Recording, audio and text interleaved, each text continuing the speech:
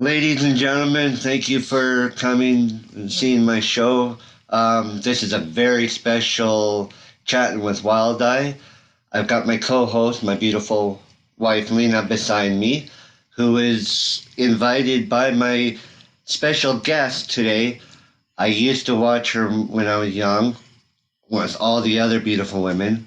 Ladies and gentlemen, Miss Roxy Astor. Welcome to Chatting with Wild Eye.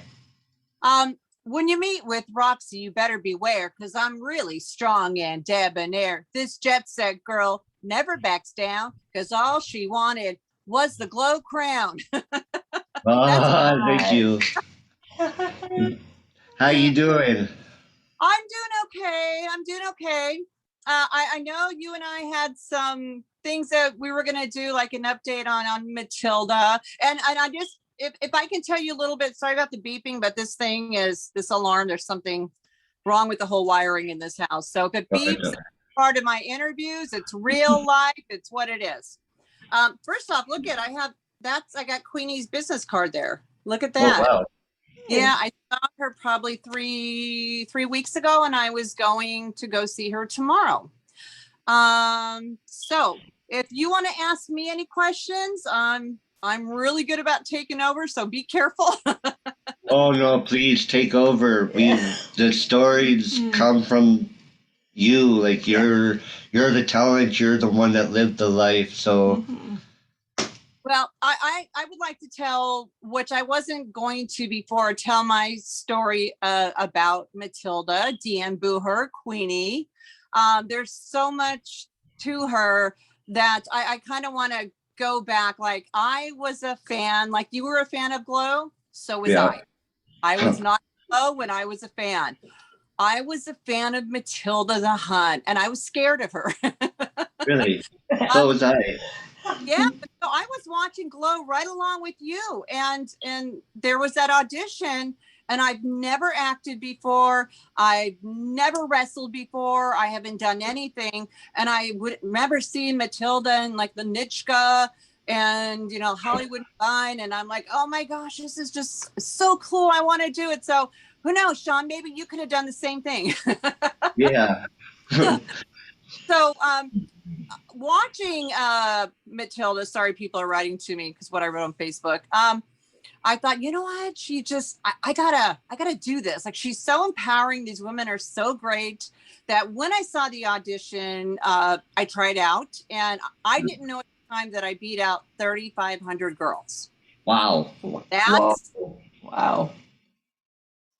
I think if I would have known that, I probably wouldn't have done that. So when I got low, it was, I think, down to 500, down to 300, down to 100, down to, they keep whittling away. So I was in season 3 and 4, and Matilda was in season 1 and 2. So Yeah. unfortunately, I didn't get the chance to be in the ring with her, but I was always in awe of her because the present she came out with Fritzy or whatever that little thing she had around, and she just had this charisma. And the weird thing is, like, even like after Glow, I would see her on like Sally Jesse Raphael. She's in Spaceballs. She's in Love in an Elevator on Aerosmith. I'm like, that's Matilda. She has so much more to her than people know, and I have to say, you got to go to her IMDb and you're going to go, wow, like this woman has done everything. And I don't know if this is a kid rated show, but she was the first phone sex operator. Really? Oh. Yes, she was, and very proud of it. Very proud of it. And she wrote a book, Glamazon Queen, My Life of Glitter. If I say glitter and guts, and so if you can never get that book, it's hard to find now. That it tells her whole life, and she mentions each and every Glow girl. Even if she did not know us, she would say a little something nice about us. Wow. So that's how she was. Because I remember Sunny and we were visiting Mount Fiji when she was in the hospital. Yeah. And I didn't quite know Matilda that well yet. And how we became really good friends, but I have to say, I was just like, I'm like fanning out. Oh my gosh. I want to be your friend. Yeah. So I did something called the Afterglow fan party. And I raised $5,000, and that was in 2000, and I think it was 15. It was in 2015. So I did not have the money yet. I didn't raise it. I was just kind of going, hitting everybody up on Facebook. Hey guys, I want to get all the, like 11 Glow girls together and bring the Glow fans and then put the fans on the hot seat and let them ask us questions. What do you think? Yeah. They're like, yeah, sure, Roxy, good luck. And I'm like, yeah, but we got millions of fans, so we'll get millions of dollars. No, it was, but I had to call the girls and actually ask them, would you do this? And this is all like without having any money, without having a venue, without anything. So I called up Matilda and I go, Matilda, would you do this? Get on stage? And she's the type, she's a businesswoman, has been screwed over. And do you have that rotten boyfriend? I go, no. She goes, okay, if you do it, money, then I'll do it. So that's how I end up raising the money. At the very last week, a very generous artist, Jenner DeBera, he actually made us go over the 5,000. And without the Glow fans, it would have never happened. So I don't think my friendship would have happened. So I thank the Glow fans for that, because the friendship I have with Matilda is very special, and it doesn't stop there. So, and Yeah. Matilda she's in a wheelchair, and she's bedridden now. And so anything that I did, I would make sure that it would be good for her and she could fit, and, and very protective. And I have 3 kids, and also Dan, my bodyguard, Magnus, he would protect her. And, it was a family. It was a family. So during the Afterglow, she actually was the first Afterglow queen. So we made her she got her crown and somebody stole it. Oh, really? Yes. So I ended up finding another crown and giving it to her, and she was very happy, but that really made her mad. So I'll have to find this video. I shared it on my timeline of when we did the Afterglow, and you can actually see all of us on stage. It's called the Afterglow Fan Party, and it was very funny. She did her knocker lockers, and so I sat next to her, and all I kept seeing were just bosoms there. Bosoms. And she had the best time. And so I'm like, you know what? Because I thought she was out and about and doing fun things and that, but she wasn't. She was actually not doing anything. I'm like, girl, you got to start living. So Hold on 1 second. I'm sorry. Hold on 1 second. I lost sound. It's okay. I can keep talking as long as you need. Sorry, just 1 second.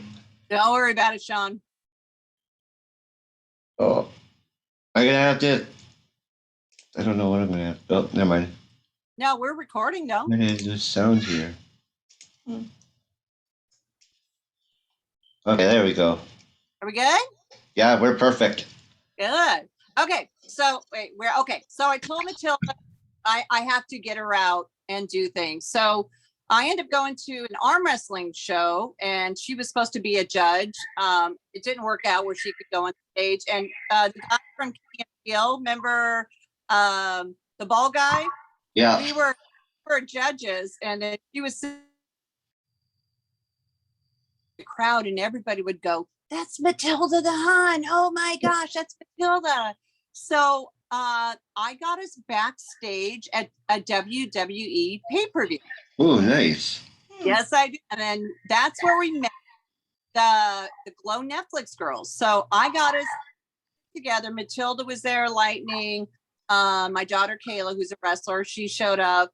Who else was there? Sunny, MTV, Daisy, we were all there. So we're backstage, and all of a sudden the Glow Netflix girls walk in. And that's actually on TV Sports. So that's out there. Yeah. oh my gosh, I'm so starstruck. But the best part of that day was Matilda was just going down, and you heard the WWE fans yelling, Matilda the Hun from Glow. And yeah, that's my friend. And we're WWE pay-per-view. And nobody knew who I was. I had red hair, all that, and they knew who she was. And they were just like hanging off the barriers, trying to get to Matilda. And she loves her fans. She Wow. her fan. So I think that was a really good moment. Oh, and another good moment is that Kia Stevens from G.L.O.W Netflix is a big fan of Matilda. She still is. And he told me he used to drive by Matilda's house when she was, and she was such a fan. He took us all out. I'm sorry, I don't mean to cut you off. Your microphone keeps cutting out. Can you hear me now? I can hear you, but it keeps cutting out a little bit. Okay, tell me when it does it, and then I'll just kind of go over. Don't worry about it. Okay. Okay, we'll just relax about it. Well, we get the idea what you're saying, but we can still hear the major parts to it. Yeah, well, the major part is we had a sleepover. And 2:00 in the morning, Matilda and the G.L.O.W girls were going through, and I'm hanging off her wheelchair, going through up and down the halls with our face on those white masks, and we look like ghosts. Oh, she wow. was a kid. So she was game for anything. Like, she had so much fun. And then we did a cruise, and I got her on the very first Afterglow cruise, and she did her show and showed her videos. So the fans got to see her, doing her thing. So, and the play, the Afterglow 80s play. Oh, the musical. We won for best ensemble from Broadway World of the decade. Wow. It's amazing. Of the decade. So that win is for Matilda. I brought her a little statue.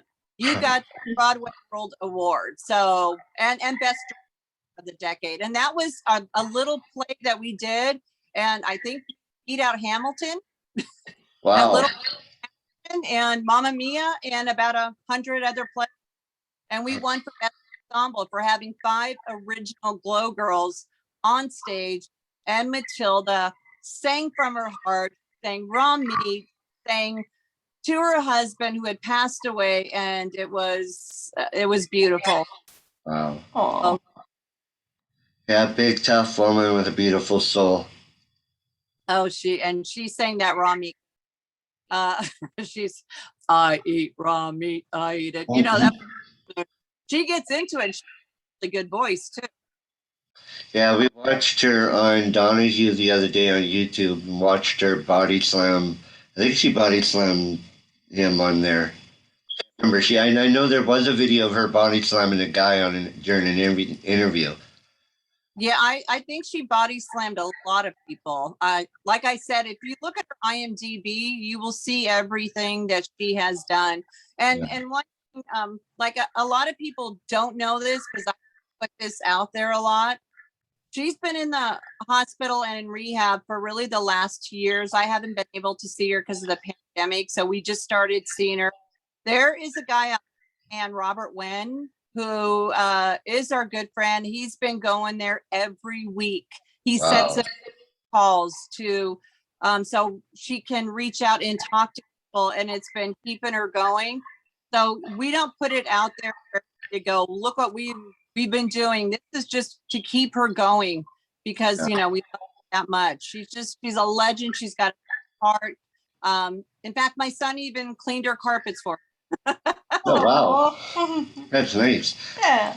Yeah, I know from being a fan as a kid, like I told you online, and I told Sonny, you guys helped raise me at that time because every Saturday I watched you guys, and I imagine what it would be like to live with you guys in the Glow House, or be around somebody like Matilda, because she'd be like a mom person, like she'd be mother-like to you. I would say the mother-like person would be Big Bad Mama. She was the one Yeah. to go, fool, you got better. And like that's how Big Bad Mama was, where I was always getting into trouble. I wish that I did some seasons with Matilda. So I missed out on that. I think she was 1 and 2, and I was 3 and 4. So I wish I could have.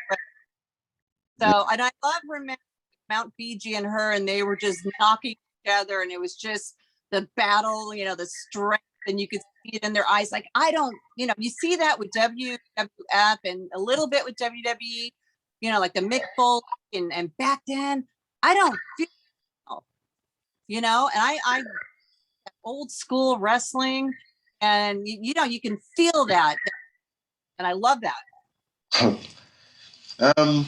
So going a little bit, tell us the story about Dan's story. Like he had surgery, going from being a kid. Oh, Let me hold on.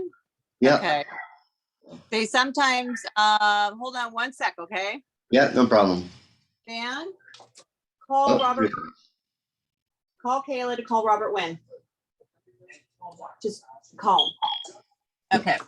We were getting okay, when I met Dan 8 years ago, and by the way, this is how great he is. He gave Queenie a lap dance for her birthday. That's a great guy. Yeah. So I met him on Facebook, and he's a 2-time world kickbox champion. And they call him Dan the Bionic Man Magnus because he came back after not 1 but 2 open heart surgeries and won 2 open heart surgeries, and he's the only person to ever do that.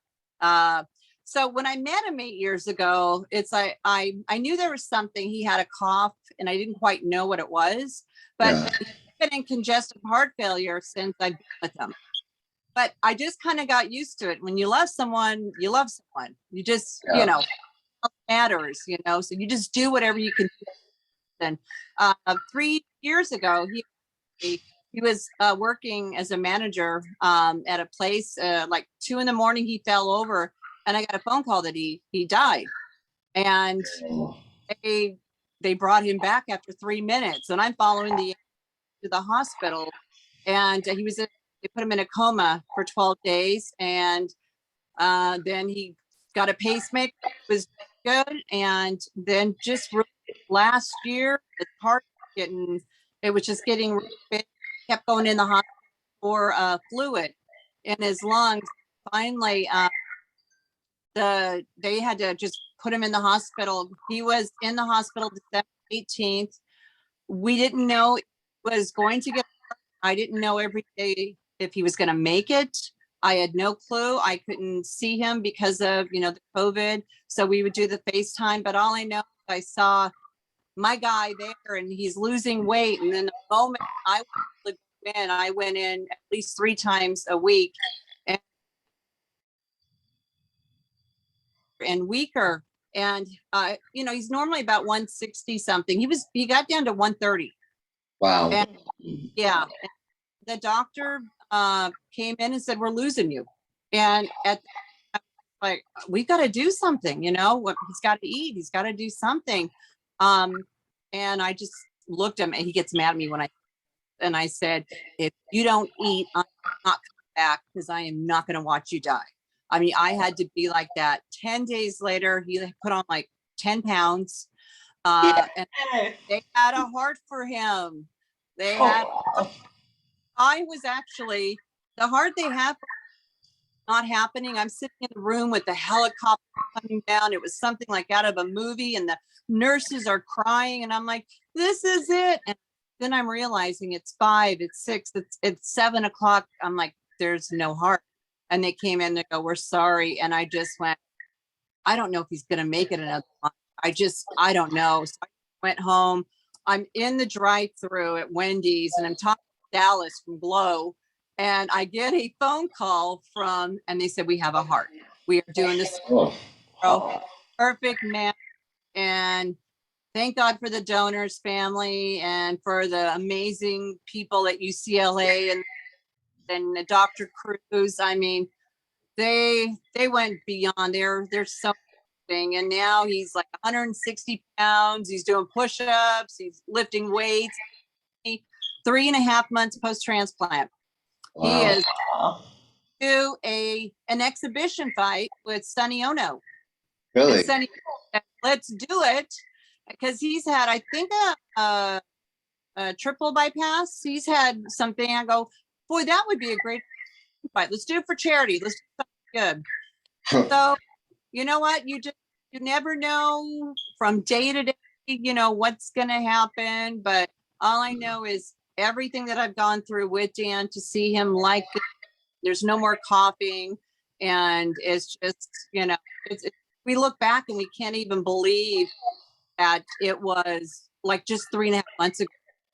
Wow. Because I think the coolest thing though was when our first transplant appointment, and the people that I saw waiting for their transplants, I saw them sitting in chairs, and we were all like, "It's you." They go, "No, it's you. Oh my gosh, you got the heart." So like 4 of them got the heart at the same time, and they're like, "You're the kickboxer. You're the one that had the boxing gloves on. Everybody's talking about you on our floor." Wow. Yeah, so it was just really neat to see that those people pulled through and they got their hearts. So Yeah. praying Matilda, who's we need her. She's my best friend. I love her. And I'm gonna hopefully go see her tomorrow. Well, hopefully we're praying for her as fans. Yeah. I've never met her. I wish I'd be able to. Hopefully I do. Hopefully this surgery goes well and I get the chance to shake her hand and thank her for the entertainment as well. Because for me, watching it was always good versus evil. So Huh? Oh, I just that Matilda's in surgery now, so we're just waiting what's going on. Dan, can you just say hi real quick? This is Sean. This is Dan right here. hi there, Dan. Hi. Congratulations. Yeah. Wife, How you and doing? I told them all about you. Yeah, I hope. Oh, all good. Congratulations on the new heart and the surgery. That's Show the scar. You want to see the scar? sure. Ready? Look how good that looks. Right Oh there. wow. You can see it. Yeah, you Wait, can see it. that's Oh, a bullet wound. That's a bullet wound. Oh. wow. You're an amazing man. Yeah. Bagged. He's a policeman in New York. Really? Oh. Wow. Yeah. So this is amazing. Dan the Bionic. No, he's not bionic anymore. Well, there you go. He's a real boy. It's like Pinocchio. Yeah, I followed the story, all the pictures that you were showing of him. I was just amazed throughout the whole time, watching before surgery, after. Wow. Mhm. He's very stubborn. Yeah, this was my 4th heart surgery. Or, Whoa. wow. Wow. The first one, they just stitched my aortic valve back to my heart because I wanted to fight again. So a year from the heart surgery, I won the title back. I fought till 94, and then it ripped open again. So they couldn't fix it, the metal valve in. And 18 months later, I won the title back again. Wow. Whoa. And then the sport kind of died. UFC over, and I was too old to fight UFC. So I retired. And 4 years ago, For what? I had a heart attack, Oh, you died. or I You flat died. out died. It was not a heart attack. And they put a pacemaker and a defibrillator in me, and It just that stopped. worked for a while, and then it just didn't work anymore. We got to get in there, and that. So It was pretty. you know, they just, athlete's heart, and they Wow. threw it under the list. Well, The doctor, the doctor that's taking care of me, I'm like a little experiment. They never had an athlete like Yeah. me. So they basically said, we're going to give him the heart. And but really, balloon put in there, so you have to be really sick. So it's almost like you're like at death's door before you heart. It's not like anything like, okay, we can move you to who you are. You've got to be right there, and that's the scary thing that we're going through, is that they're right there, and the families go through, caretakers, everybody. I think it was hard for me. Yeah, it was harder than me. Yeah. Well, you were on drugs. A good drugs. Yeah. You get that? I'm like, well, I'm not. Well, I know for us, we lost my dad due to COVID in December, and we weren't allowed to see him until it was time to pull the plug, which was really hard for my mom. And to this day, she's still going through pain for that day. You know what? I have kind of a similar story. My dad, in August, he fell and then he had hip surgery, and he was in the hospital. He ended up dying. Yeah. I couldn't go either to say goodbye. So I'm the same thing dealing with Dan, and then I couldn't even go to the funeral and say goodbye. So it's tough. So I get what your mom's feeling, and you. Yeah. Mm-hmm. But that's life. We have to live it, unfortunately. We do, and I like all your posts. They're very uplifting, and so yes. So that's why I wanted to do your show, because you're very excited about your guests. What makes your guests very excited to have an interview with you? Just to let you know. Thank you so much. I'll leave you with Nerd Ratchet right now. That is me. Did you hear? Yeah. She's not.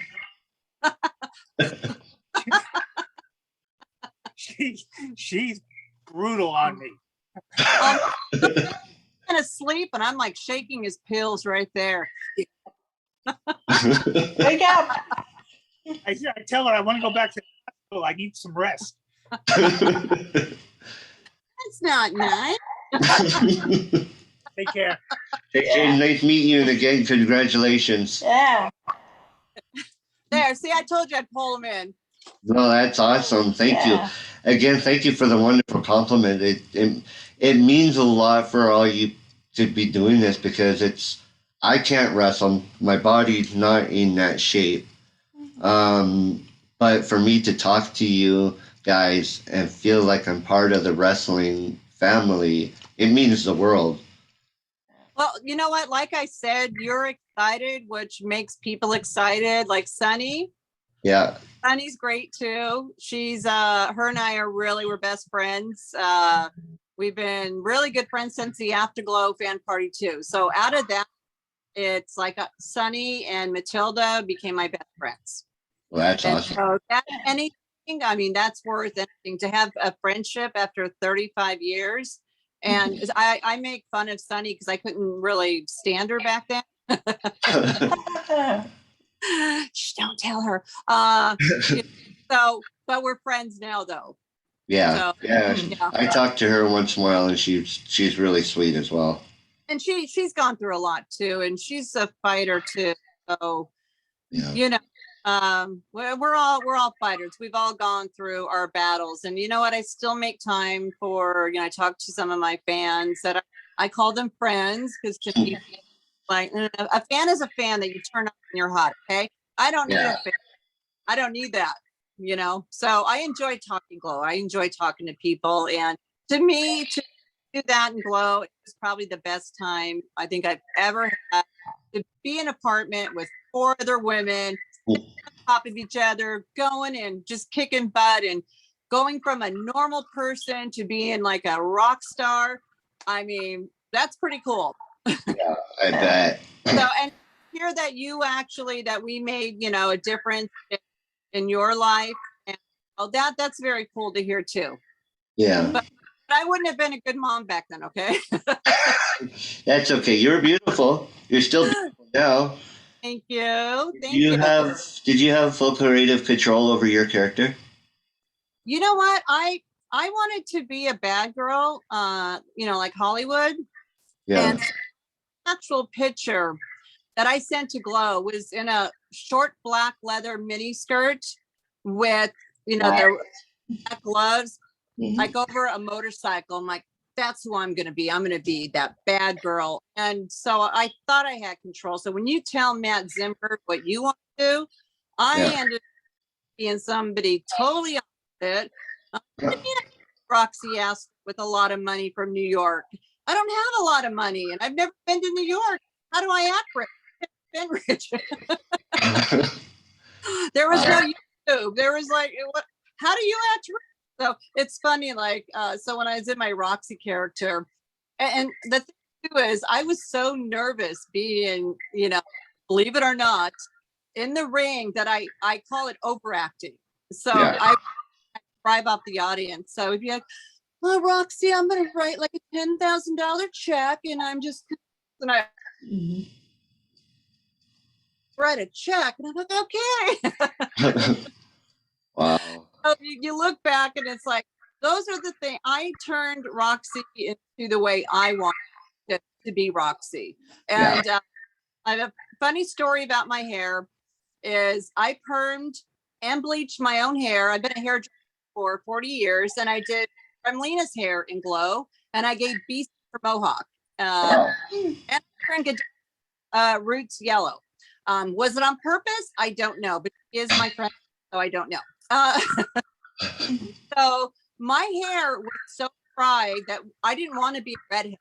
So I put in this Jerome Russell red stuff, and when I saw it on camera, to me it looked like cotton candy. So I said, okay, I'm gonna do this and put that there, and I'm gonna do the glitter there. I'm gonna red all that. So that's kind of something I came up with. So Yeah. because I go, ooh, that's horrible. So I think we all kind of had a little spin to our character. That's why are who we are now. Yeah. At that time, were you still supposed to be a character outside the ring as well? Yes. We couldn't hang with bad girls, even though I went and partied with Beastie and Daisy. Oh yeah, I hang out with Beastie because she was fun. Yeah. But we sneak around, so and go to clubs like Tramps and all the other stuff, and we'd walk into the clubs, and every guy loved Beastie with that mohawk. She was just like everybody loved her. They knew who I was because I had red hair. Normally have blonde hair. Yeah. Yes, we had hang out with them, but I know a lot of they, they wanted to keep was it kayfabe? Yeah. Very, yeah. Yeah, that was something that the internet killed pretty much was kayfabe. I know. Just like there's no Santa Claus, there's none of this, the good old days. Yeah, well, we don't need to know what Terry Bollea says compared to what Hulk Hogan does in front of the camera. No. None of our business.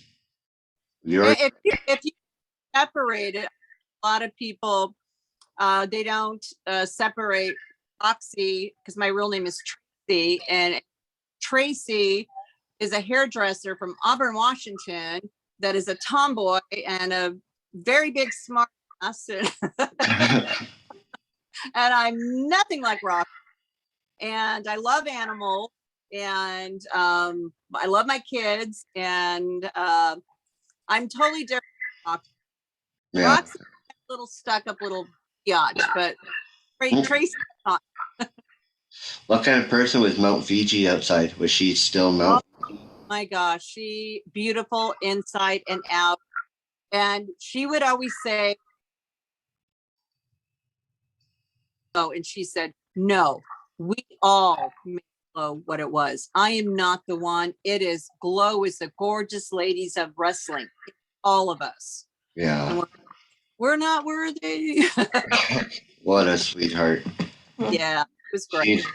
She's one I wish I met. Like, I cried watching the special on Netflix.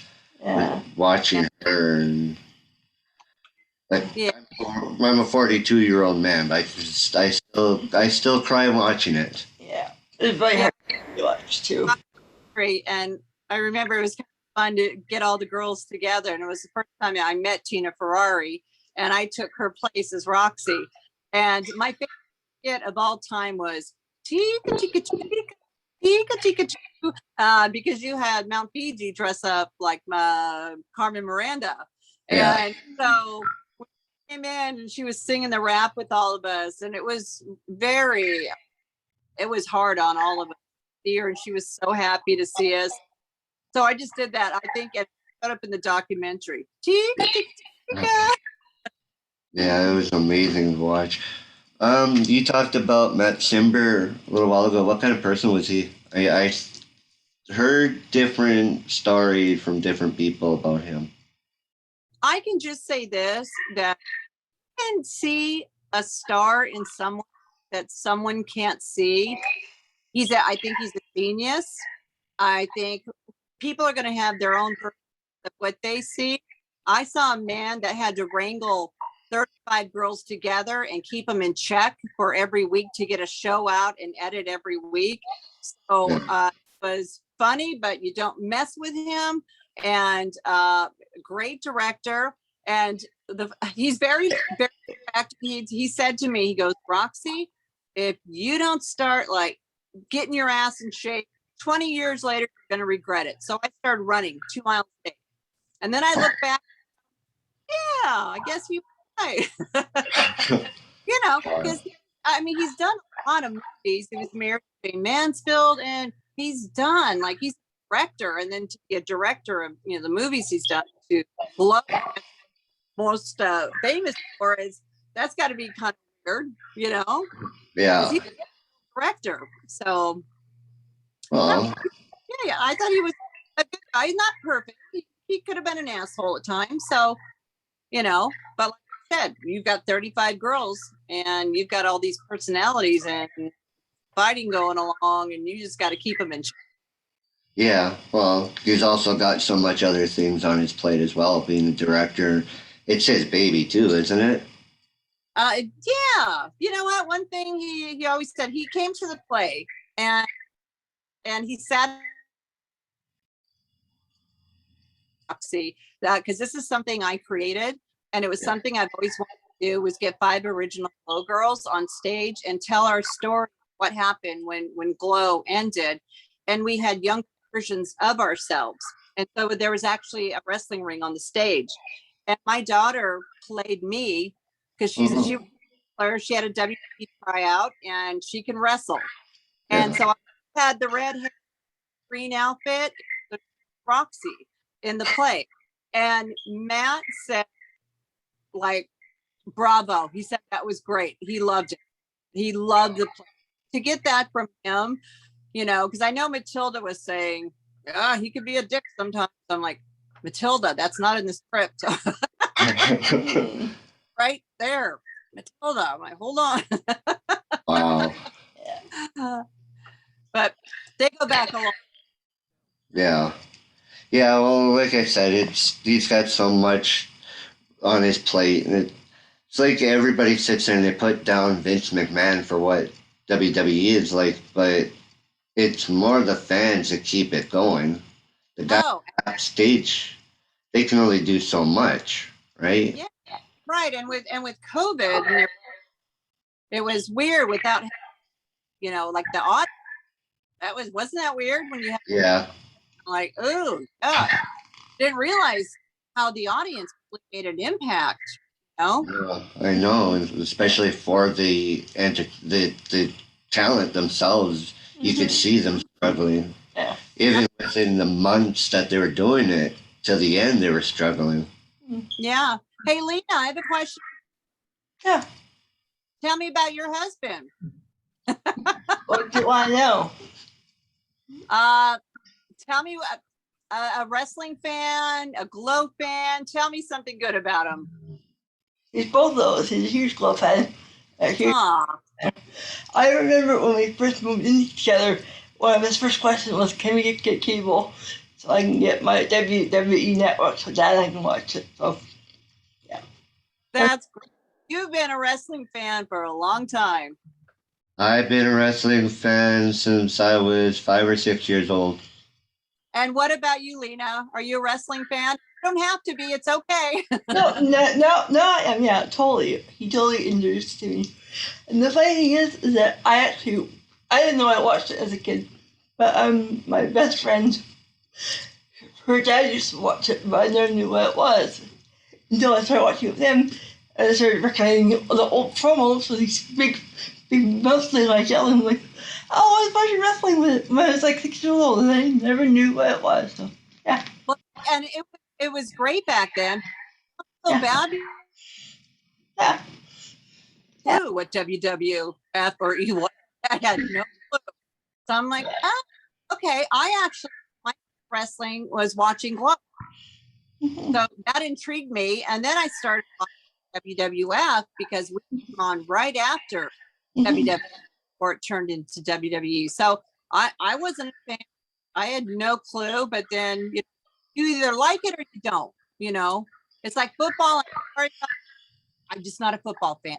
You'll understand. My daughter loves it. They watch it. I watch boxing. I love boxing, and that's kind of my thing. Kickboxing. So that's what Dan and I have in common. So it's good that you two have that in common.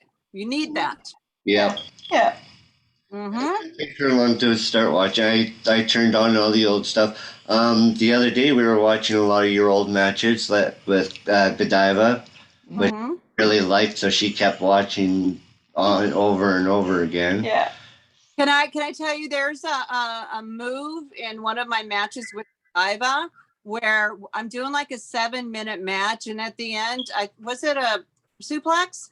All of a sudden at the end, I pick her up and my legs gave out, and at the big end, I protected her neck and we went down. If I did not move her neck that way, she would have fell right on her neck, and it is a brutal move. And Wow. Dan, wow, how'd you do that? I go, that was an accident. But it's just something you do when you're in the ring. You got to protect that person. So, whatever it took, like I would have taken anything not to do that, because you don't want to do that. And accidents do happen. Yeah. I have to say, though, my favorite match of all time was with Dementia. The match where we characters. Oh, I just watched that. That was pretty cool. Yeah. We just watched that one on YouTube. Last night, yeah. Now, the story behind that one was I wasn't a bad girl. So I said, Dementia, I'm going to write this match so I can finally be a bad girl. But through Big Bad Mama's voodoo dust, but it doesn't talk. So I had to just do. So I'm like, that's the closest that I really got to doing bad girl moves. So, you did it very well. yeah, it was fun playing Bubbles and all that, and getting out of that character for a little bit. And Dementia, great with the big bug eyes, and Big Bad Mama. Those are great. Them. Oh, I love the Big Bad Mama character. We watched a bit of that as well. She was awesome on her character. She was great, and she's such a sweetheart. And I saw her at the reunion, and just we love her. She was so great. Yeah. Just legends, Hilda and Mount, who passed away from cancer, and it's hard to tell. But it's 35 years, and we still have a lot of G.L.O.W girls around, and that's why we're a very women. I call us a league of our own, because we are these women that did something that no other female organization. We were the first female wrestling, the first. That's So makes you guys so amazing. That's what makes you guys so amazing. You guys that's why it's such a big honor for us to have you on the show. Yeah. And why it's an honor for me to have her on the show. You're my first female guest, as well as female wrestling organization. Back then, WWF, there was very little to do with women wrestling. Well, did you notice though that after G.L.O.W, what happened? Then they started bringing in the divas. Yeah. So they changed a lot. And back then, from what I heard, that Vince wanted to buy G.L.O.W. And they basically said no, because who would have known what would happen? I think you probably wanted to buy it just to shut it down. Yeah, probably. Yeah. So I think we all thought we were coming back to make a movie. We did not know, just like in G.L.O.W. Netflix, that we were going off and not back. We had no clue. So, and that's why I did play, was to kind of show everybody this is what happened. Wow, that's so amazing. Oh, yeah. Wow. So did you ever get a tryout with WWE? Or did you ever want to? To do it. I wanted to be a mom. I wanted to be a mom. I actually quit G.L.O.W. to have a son who's 32, and I have 2 daughters that are 30, and another one who's 26. And was a hairdresser for 40 years, but I was also a fashion designer, and I sold my stuff was on Friends and Oprah Winfrey. I sold to 700 stores. So because Wow. Wow. yeah, designer, besides being a hairdresser, so I always had kind of something to fall back on. So wrestling was really not my thing. I wanted to go out with G.L.O.W. and that was, it was G.L.O.W. or nothing. For a lot of girls went to POW. I know Sunny, I forgot, Foxy Boxing or something. She did a few, I think she did a wrestling show too. I didn't have that drive to go, I want to go chase it. Didn't have that. I wanted to go chase other things. I'm like, let's put Roxy to rest for a little bit. She'll come back. Well, WWE and G.L.O.W. are 2 different things anyways, because G.L.O.W. is more your style, more acting, than WWE is more action. I think we froze for a sec. Can you hear Yeah, me? we did. Yeah, I can hear you. Okay. Yeah, froze for a second. Anyway, what I was saying was, to me, it seems a little different between WWE and G.L.O.W., where G.L.O.W. is more acting than WWE is trying to show more fighting. Right. In And we had, I was finally going to get my and I was going to be a boxer, so I finally was going to get it. And Yeah. I think G.L.O.W. were the little skits. I think that was a lot of fun. Yeah, we had fun watching them. Those were entertaining, very entertaining. Yeah. Where are you watching them, the matches? We usually watch the matches now on YouTube. Yeah. You can go to tubi.com free, and you can see season 3 and 4 remastered. It looks great. Awesome. And it looks really good. But it's under the original Ladies of Wrestling. Yeah. Because G.L.O.W. because of the G.L.O.W. Netflix. So you can see seasons 3 and 4, and it looks great. Not grainy, Perfect. really good. Perfect. Now we know what we're going to be watching all night. Yep. We're going to do a marathon. Thank you. So, anyways, I don't really want to take up all your time, because I know you're worried with what's going on with Matilda, and we're thinking of her big time. I hope she comes out of this. I'll be watching your Facebook. Is there anything you would like to say to your G.L.O.W. fans out there that are watching?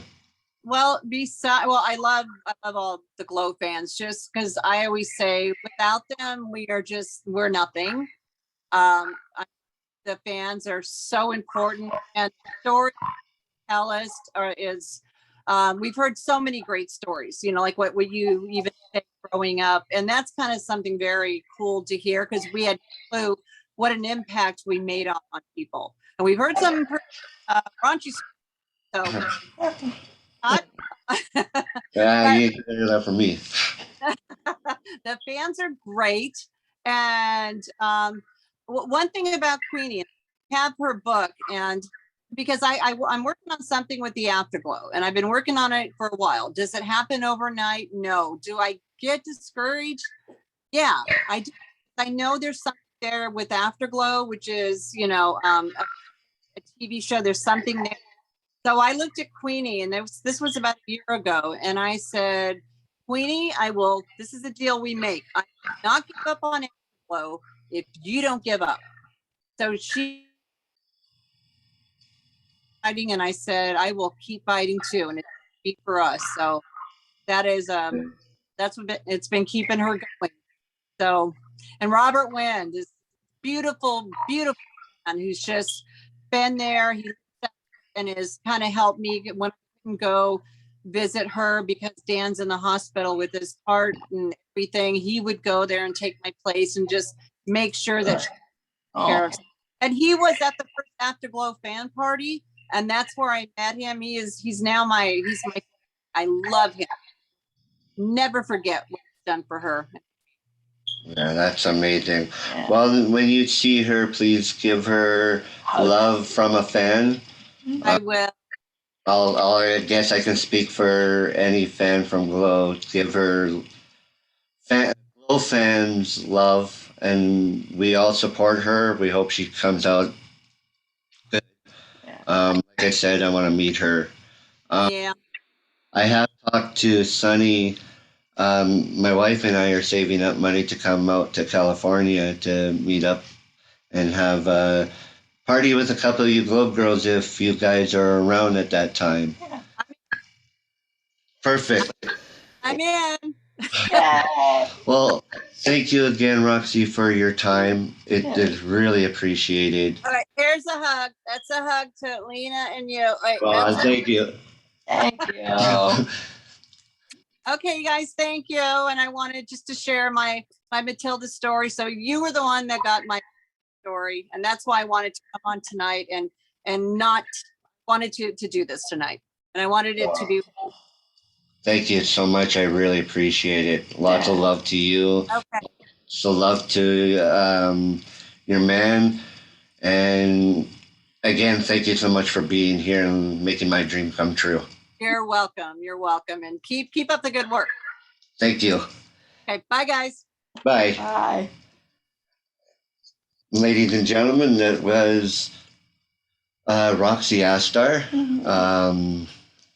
Thank you for joining us on Chatting with Wild Eye with my co-host, my wife. There was a little bit of mess up or cutting out or whatever. We do apologize, but It happens. perfect. Anyways, until next time, remember, I got you in the sight. I'm a Wild Eye.